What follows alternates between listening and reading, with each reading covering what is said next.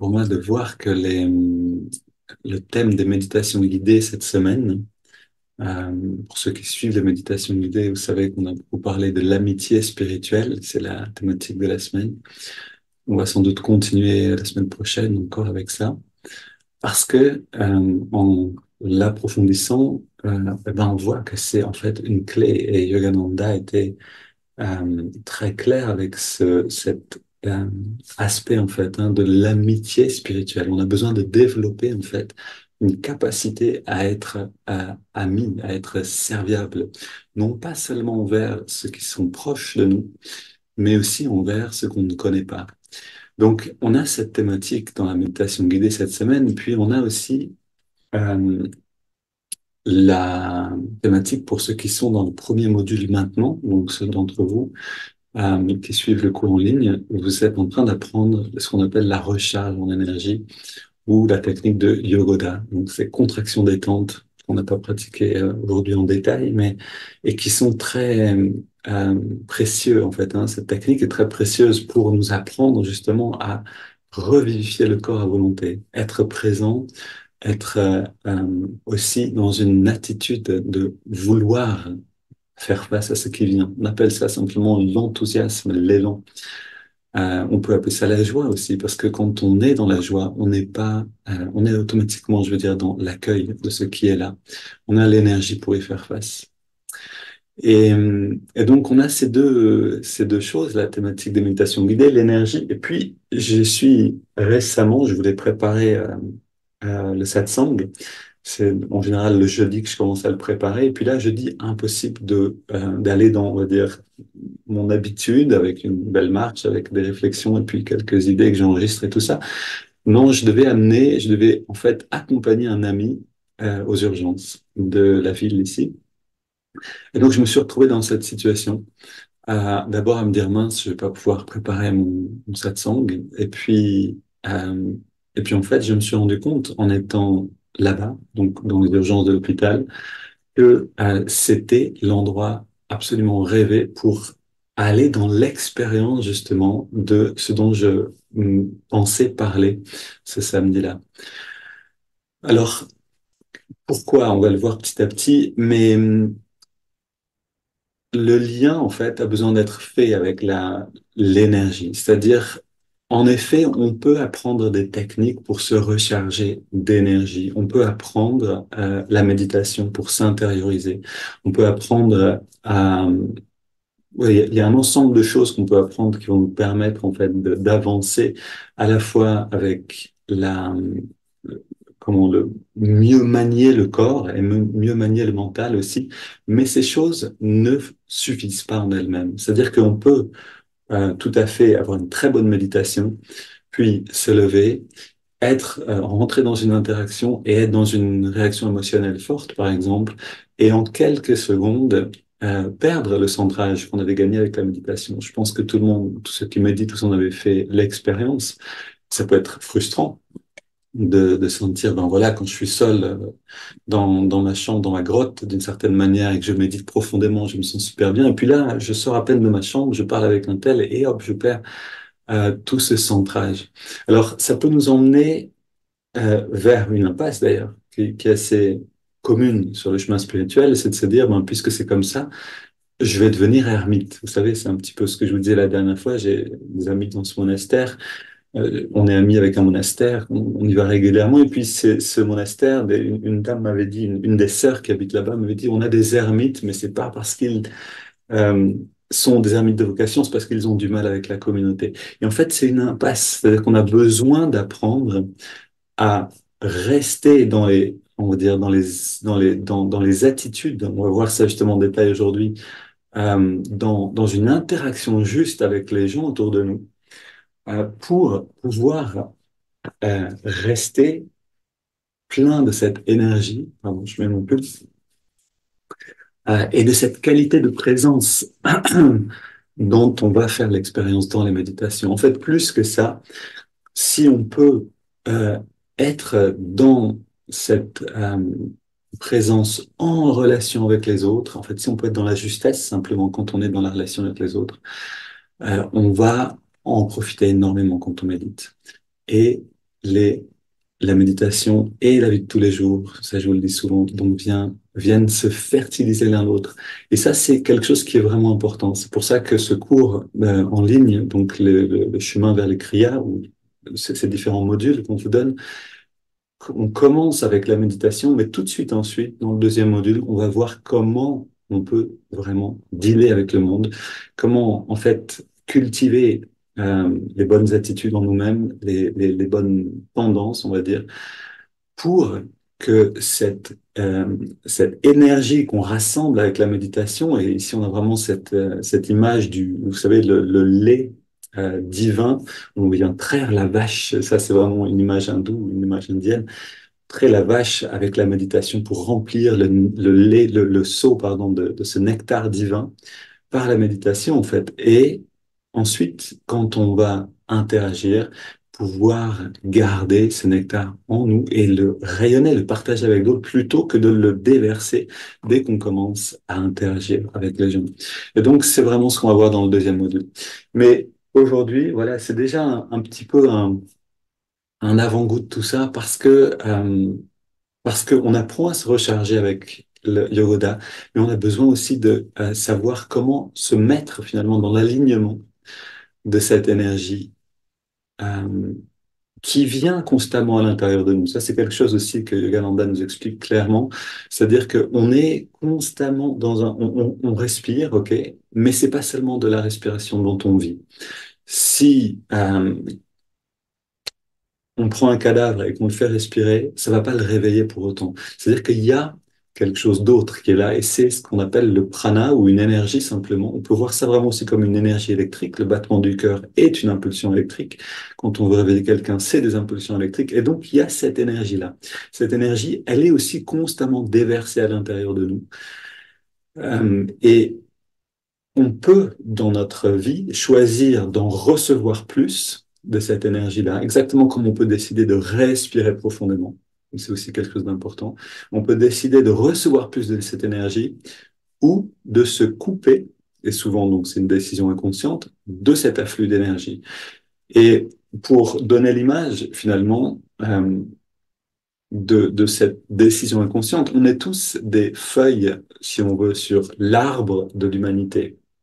Maintenant, on est dans notre corps, ok? Donc, on est les petites feuilles tout en haut de l'arbre, si vous voulez, et on reçoit la lumière. Enfin, ce serait l'idéal de recevoir la lumière et puis de la transformer cette photosynthèse pour alimenter l'arbre humain, faire en fait donner notre contribution pour élever la conscience, pour que les choses aillent mieux, si on veut, sur cette planète. Et ça, c'est donc notre rôle à jouer. Si on se met dans ce rôle-là, c'est-à-dire si on joue le rôle que la vie nous donne, on reçoit la lumière, on fait l'effort en fait de faire cette photosynthèse, cette transformation qui se fait principalement par la transformation de nos émotions, de nos réactions, etc. Donc toute cette transformation intérieure qui est là, nécessaire, alors on va naturellement contribuer à la vie, en fait, d'humanité tout entière, de cet arbre, si vous voulez. Maintenant, si on prend cette énergie et qu'on en fait seulement quelque chose pour nous-mêmes, c'est-à-dire, euh, si on vient seulement, si on veut seulement réaliser nos propres désirs, par exemple, avec cette énergie qui nous est donnée, l'énergie de vie, elle est là, elle nous est donnée, on décide en fait de ce qu'on va en faire. Si ce qu'on en fait n'est que pour nous, alors on devient comme une feuille inutile sur cet arbre-là. Un arbre qui aurait une feuille qui ne lui donne rien de cette lumière qu'elle reçoit, il n'en a plus besoin. Et donc on a cette phrase, par exemple, quelque part dans les évangiles, alors en tout cas c'est une image, pardon, je ne peux pas vous donner la phrase exacte, mais l'image c'est l'arbre qui ne donne pas de fruits, vous savez, le figuier qui ne donne pas de fruits, ou les sarments qui ne donnent pas de vignes. Sera jeté au feu. C'est-à-dire qu'ici, on a besoin de décider, en fait, consciemment, de, de se mettre, en fait, au service de quelque chose de plus grand pour avoir un afflux d'énergie supplémentaire. Et donc, c'est là où la recharge en énergie, donc cette technique de recharge en énergie qu'on appelle Yogoda, va vraiment servir dans un sens plus large. On va pas seulement se faire du bien personnellement, mais on va aussi devenir un canal pour faire plus de bien dans le monde. Et donc, être dans cette attitude de service. Alors pourquoi, vous comprenez maintenant l'image, c'est-à-dire j'étais aux urgences et c'était vraiment intéressant parce que en observant les choses, moi j'avais pas de problème, j'étais là pour un ami qui avait besoin d'être accompagné et j'y ai passé un bon moment, j'ai dû passer 5 heures. Et en fait, dans cette situation où moi j'étais détendu, j'avais pas de douleur particulière, de souffrance ou quoi, donc je pouvais simplement regarder. Et c'était très intéressant de voir ce qui se passait là. C'était un petit peu comme une caricature, une exagération de la vie, en fait. Il y avait vraiment différentes personnes avec différentes attitudes. Il y avait les aides-soignants, certains qui étaient là, bon, peut-être simplement pour faire leur travail, gagner de l'argent, mais en réalité, la plupart vraiment, donc, que j'ai vu, 99%, je pense, étaient là vraiment pour aider. Et donc, il y avait des personnes lumineuses, des aides-soignants, qui passaient d'un malade ou d'une personne souffrante à une autre et qui regardaient si tout allait bien, qui, à toute vitesse, rayonnaient finalement cette spontanéité de cette énergie qui vient pour aider. C'était vraiment intéressant de voir ça, avec des beaux regards, avec de l'humour, avec ouais, beaucoup de fraîcheur. Bon, il y avait aussi ceux qui étaient sans doute fatigués et tout ça, mais j'ai vu vraiment cette dimension-là, comme des anges en fait, hein, qui sont à travers l'endroit, qui vont d'une personne à une autre, qui sont très respectueux, qui sont très gentils, qui cherchent comment aider, etc. Et puis ensuite, il y a peut-être ceux qui sont là parce que, enfin, j'ai vu certaines personnes qui sont là, mais qui ne souffrent pas en fait vraiment d'une manière aiguë, mais qui ont besoin quand même de quelque chose et qui attendent et s'ennuient un petit peu et finissent par s'assoupir et s'endormir. Et, euh, et puis, il y avait aussi ceux qui souffraient vraiment. Donc, ceux qui, voilà, qui étaient dans une douleur, qui pleuraient de douleur. Il y avait ça aussi. Euh, il y avait ces trois étages, si vous voulez. Et puis, moi, j'étais au milieu de ça. Et en fait, je me suis rendu compte que je devais choisir dans quel étage j'allais habiter euh, à ce moment-là. Quand je parle d'étage, c'est vraiment dans quelle conscience, en fait, j'allais m'intégrer, dans quel champ, on pourrait dire, magnétique ou champ de conscience, j'allais m'installer pour ces 3 4 heures. Et, euh, et donc, voilà, me rappelant bien sûr des enseignements de Yogananda, je me suis dit, OK, ben je vais pas simplement attendre, parce que si j'attends, je vais m'ennuyer, en fait. Si j'attends, il n'y a rien qui se passe. Et la tentation était grande. Il y avait aussi une affiche qui disait votre parcours aux urgences, et puis qui décrivait, qui disait à peu près de 4 à 6 heures d'attente, c'est la moyenne. Et donc, ça me paraissait un peu beaucoup quand j'ai vu ça. Je pensais pas du tout au début qu'on allait passer autant de temps là. Mais là, j'ai eu ce choix justement de me dire dans quelle catégorie je veux jouer en fait, avec qui je veux, dans quelle équipe je veux jouer.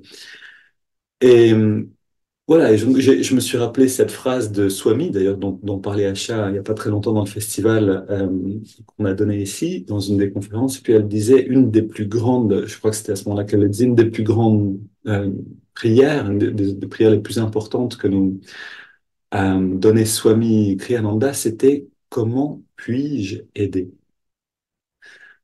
Donne-moi du travail. Comment puis-je aider? Et, et donc, je suis entré dans cette prière intérieurement. C'était, voilà, simplement, je me suis assis, un petit peu redressé, j'ai commencé, comment puis-je aider? Donne-moi de l'aide, donne-moi à aider, donne-moi du travail, quelque chose que je peux faire moi aussi. Et bien sûr, une prière sincère est toujours entendue. Donc, j'ai eu rapidement des choses à faire. Donc, il y a une personne derrière moi qui, pareil, qui avait mal, qui gémissait, qui délirait un petit peu, qui pensait qu'elle était chez elle, qui avait besoin simplement qu'on la rassure. Et donc, les choses ont commencé à se passer.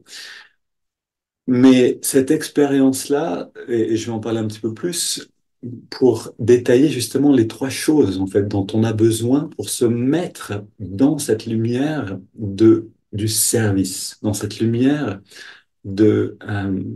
D'ailleurs, je voudrais vous relire cette phrase de Yogananda qui décrit en fait l'essentiel de ce qu'on a besoin de faire.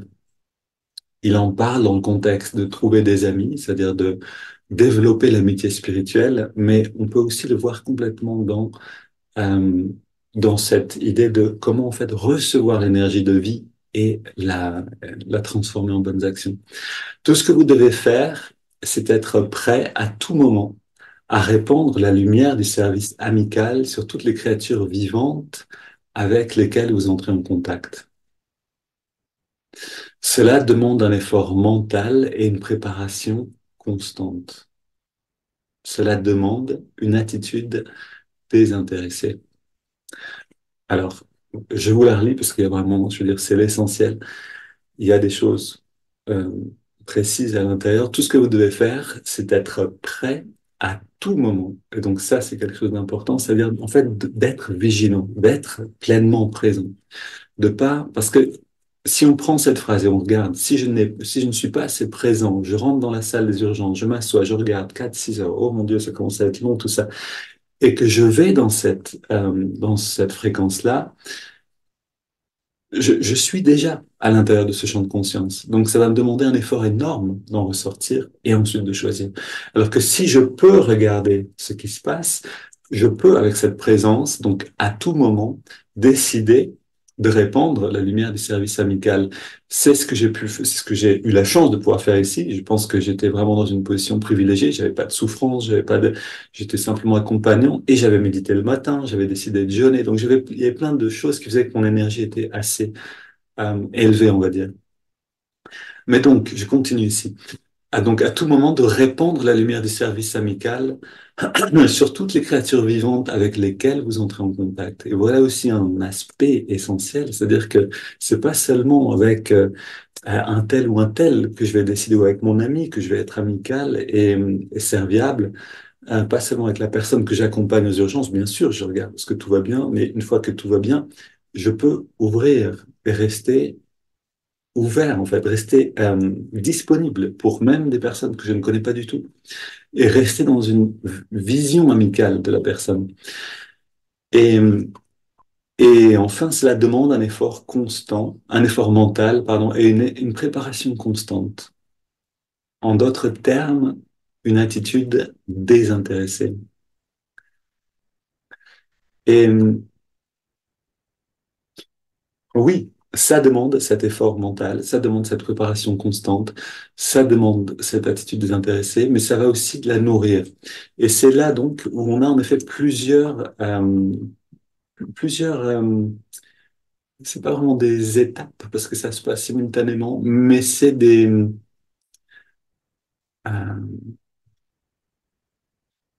oui, comment on appelle ça? Des éléments. Trois éléments principalement. Si on regarde en fait, toute chose qui existe sur trois dimensions. On pourrait dire trois dimensions. Et donc, ça, vous savez, c'est l'image de l'architecte. Le, si vous voulez créer une maison, il y a d'abord la volonté, l'idée de la créer. Ça, c'est le monde causal, c'est-à-dire le monde des idées, le monde de la cause à effet, en fait. Hein, on a un désir, c'est créer une maison. OK. Ensuite, on va réfléchir à cette maison. Et ça, c'est de l'énergie mentale. Ça, on est plus dans l'astral. C'est-à-dire on va faire les plans de la maison. On va prendre le temps de voir où est-ce qu'on veut mettre telle et telle chose, etc. C'est une forme d'énergie qu'on a besoin de dépenser. Ensuite, on a besoin d'appeler un entrepreneur, lui, il va s'occuper de trouver peut-être le maçon, etc., etc. Donc, de rassembler à la fois les savoir-faire physiques et les matériaux qui vont nous permettre de poser des pierres, de fonder, de mettre la fondation, etc., et de construire une maison à la fin.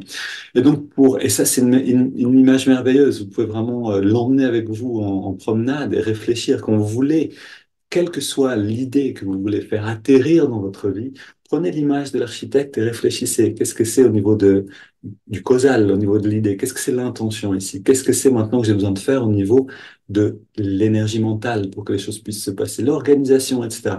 Et qu'est-ce que je dois faire maintenant dans la chair, dans la matière, je veux dire. Et si vous prenez ces trois étages et que vous allez du premier au troisième, vous allez pouvoir manifester des choses dans ce monde. C'est vraiment, on pourrait dire, l'architecture de tout ce qui existe. Maintenant, si on prend ça et qu'on l'applique à cette idée de se mettre dans la bonne fréquence, en fait, hein, de s'ajuster, c'est vraiment une fréquence, a la bonne conscience pour recevoir cette énergie et servir. On a besoin, en effet, d'aller vers l'intention juste. Donc ça, c'est vraiment dans le causal. Ici, on a besoin de trouver l'intention qui est juste. Alors, je voudrais quand même vous lire ces deux phrases que j'aime beaucoup. Euh, Ça peut venir ici de une d'Amma et une de Rabindranath Tagore. Je pense que vous avez déjà deviné pour Tagore. Amma nous dit quelque chose. Le monde devrait savoir qu'une vie de service est possible, elle-même étant l'exemple parfait du service, hein.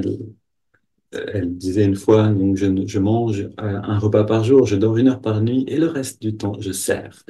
Et c'est vraiment très beau de passer du temps près d'elle parce que c'est en effet ce qui se passe.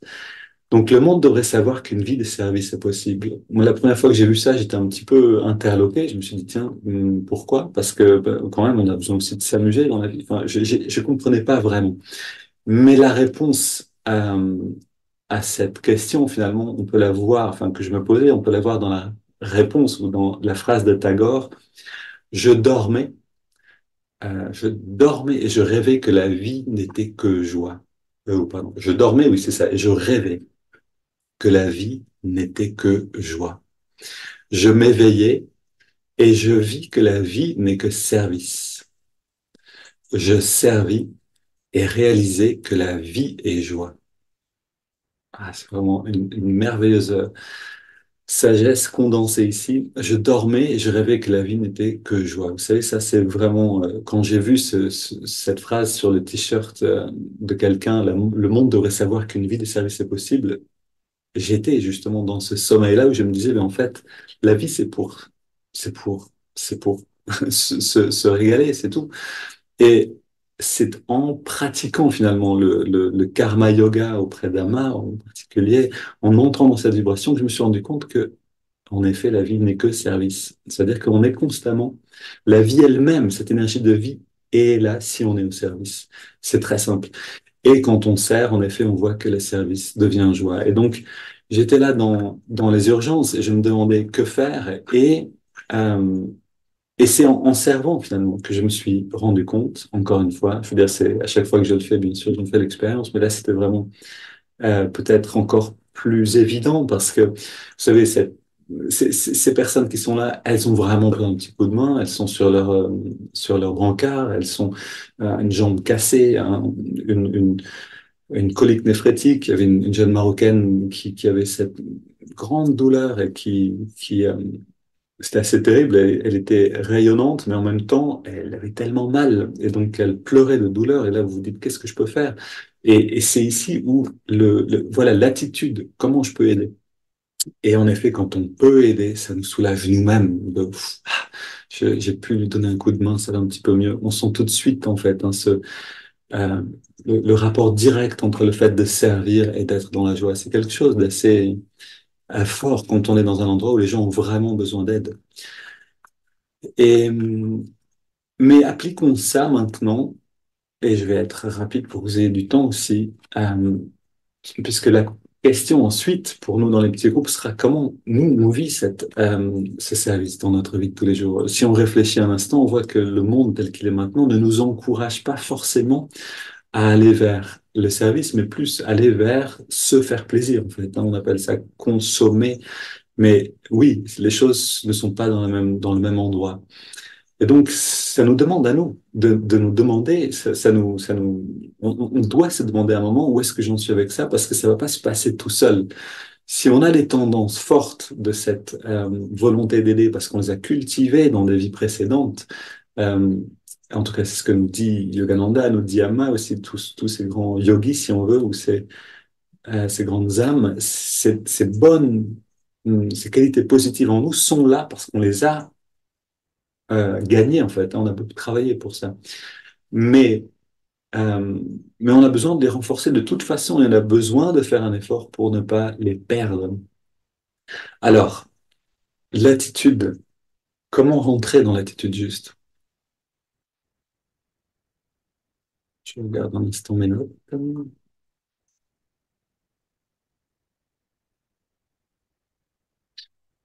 Et oui, je crois que il y a sans doute plusieurs manières de le faire.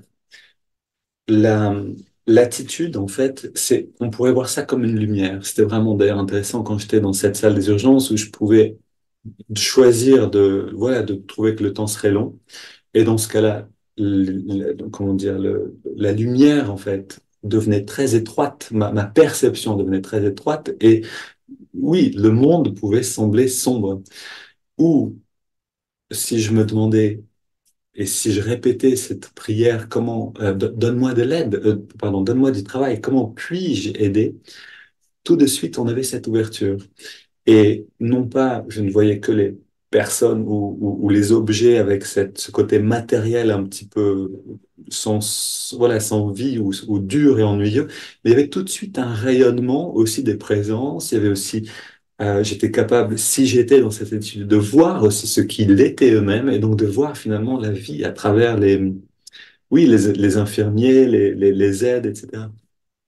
Donc, il y avait comme ça une sorte d'ouverture de la conscience. Tout d'un coup, j'étais plus seul dans mon ennui. Enfin, d'ailleurs, je suis pas vraiment rentré dans l'ennui, mais il y avait cette possibilité. Au bout de 4 5 heures, j'ai commencé à devoir faire des efforts quand même pour garder de l'endurance, on va dire.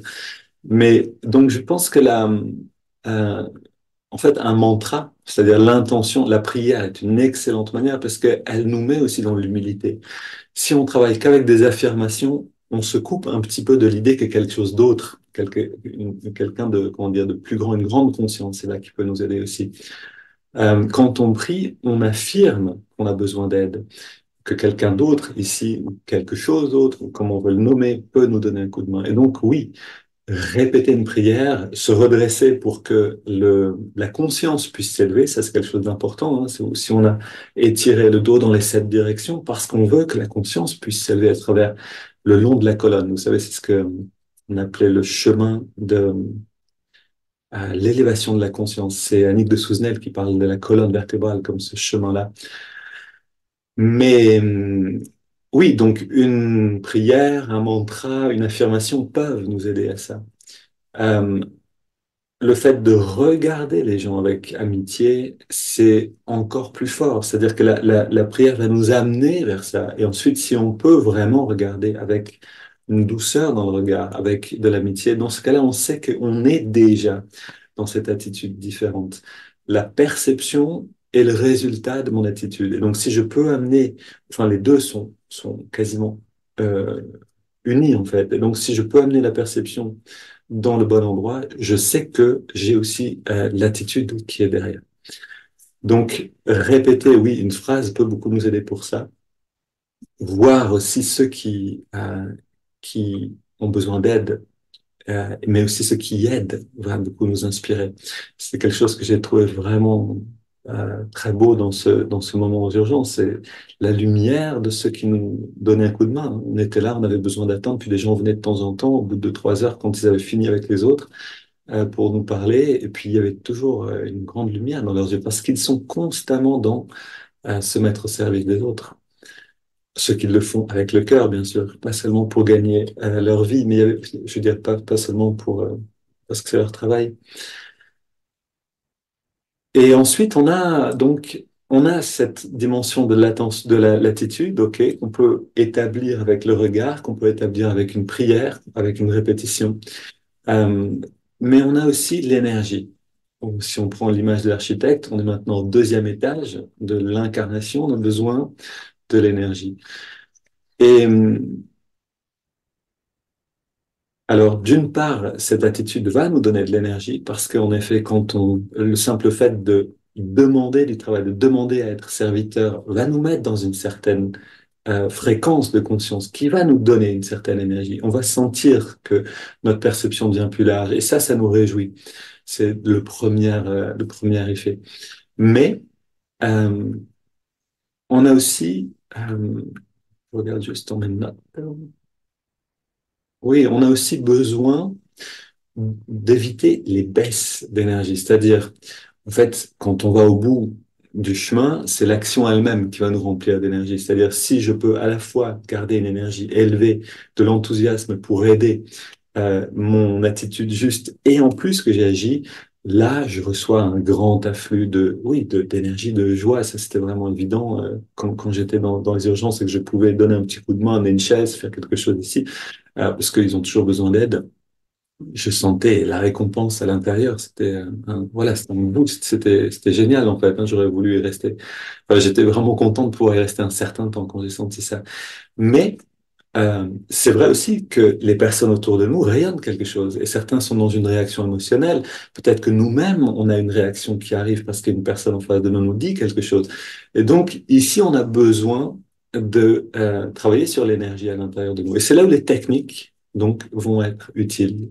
Contraction détente, par exemple, le yoga, ou la respiration profonde vont nous permettre, d'une certaine manière, de nous réaligner et de faire circuler de l'énergie là où elle pourrait sinon se bloquer en fait, hein. C'est vraiment l'émotion est un mouvement d'énergie à l'intérieur de nous et euh, et peut faire un détournement en fait. Quand on va vers le Kriya Yoga en particulier, on va vraiment étudier la chose en détail puisque c'est ce qu'on apprend à maîtriser avec la pratique du Kriya. Mais cette énergie qui est en nous qui est là pour servir peut être détourné par des tendances en nous, par des réactions émotionnelles, par euh, quelque chose qu'on a vu et qui, avec lequel on raisonne malgré nous. Et ça peut nous amener à utiliser ou en fait, littéralement à nous vider de l'énergie. Vous connaissez ça, que si vous méditez, vous remplissez de bien-être, vous sortez, vous interagissez avec quelqu'un et que vous vous mettez en colère, la colère, c'est toute l'énergie qui s'échappe de nous par tous les pores de la peau. C'est ce que j'ai lu une fois. C'est Amma qui a écrit ça et c'était une révélation. Et c'est ce qu'on peut sentir à chaque fois qu'on se met en colère. On perd en fait, hein. Mais pas seulement la colère. En fait, toute émotion va risque d'entraîner cette baisse d'énergie. Et éviter les baisses d'énergie. Donc là, on va avoir besoin en effet de travailler sur la respiration. La respiration est le moyen de reprendre le contrôle de l'énergie. Une respiration profonde, comme on a fait tout à l'heure, avec des temps de pause égales, est un moyen parfait pour réguler la circulation de l'énergie à l'intérieur du corps. Le kriya en est une autre, bien sûr. Ça ressemble d'ailleurs assez à tout ça. Et enfin, et je terminerai avec ça, le, voilà, j'ai ce besoin de l'attitude juste. Je vais ensuite euh, dans une énergie. J'ai besoin de cultiver l'énergie juste, hein, parce que c'est aussi la chose. Je peux peut-être, si j'étais allé aux urgences avec, OK, je vais donner un coup de main, mais que j'avais mangé, par exemple, un peu trop juste avant, que j'avais peut-être pas pris le temps de méditer le matin, les choses seraient peut-être passées très différemment. Euh, j'ai aussi pu réagir pour en avoir une expérience positive parce que j'avais pris soin de l'énergie. Et donc ça, c'est vraiment quelque chose qu'on apprend à faire au jour le jour, c'est-à-dire tous les jours en fait. C'est comment je fais pour rassembler l'énergie à l'intérieur, c'est la méditation par exemple, puis enfin typiquement, et ensuite comment je fais pour rester dans un haut niveau d'énergie. Et donc là, bien sûr, la nourriture, évidemment, le sommeil, bien sûr, euh, et les paroles. Vous voyez, c'est vraiment quelque chose aussi qu'on découvre, c'est que en fait, c'est par la parole qu'on dépense le plus d'énergie dans nos interactions. Donc là, oui, le fait de rester en silence, personnellement, m'a beaucoup aidé. Et ici, on a besoin de dealer avec toutes ces choses-là. Et enfin, l'action. L'attitude, donc le causal, l'énergie, ok, et puis de l'action. C'est quand on va manifester finalement ce désir de servir ou cette impulsion pour le service qu'on va vraiment se redéfinir, c'est-à-dire affirmer notre fréquence d'être littéralement, de penser. On existe sur ce plan-là, on est maintenant un tel.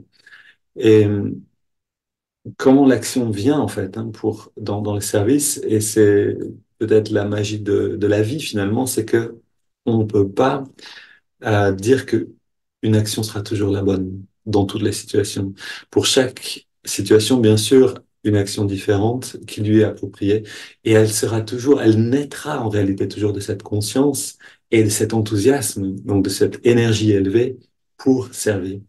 Et, et là, je peux simplement témoigner du fait que pour moi, dans les urgences, dans ce miniature finalement de cette leçon qui m'a été donnée par la vie, faire le premier pas, c'était peut-être le moins évident, c'est-à-dire oser me lever et aller vers cette personne et pas attendre qu'une infirmière le fasse, euh, et lui parler et la rassurer et faire quelque chose.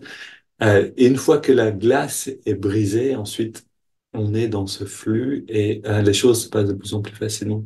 Donc, c'est quelque chose qu'on peut, voilà, qu'on peut prendre maintenant justement dans les petits groupes pour ceux qui veulent rester. Donc, ça veut dire quoi les petits groupes? Ça veut dire que Alba qui est aux commandes, Janavi pour ceux qui la connaissent intimement, puisque c'est son nom spirituel, Janavi va aux commandes de notre engin nous envoyer dans des petits groupes de 3 à 4. On est toujours sur Zoom, bien sûr, vous n'avez rien à faire, on est simplement dans des petits groupes et puis on va réfléchir en fait à cette question-là de mais comment est-ce que je sers? À quoi je sers? Quand est-ce que je sers dans ma vie maintenant?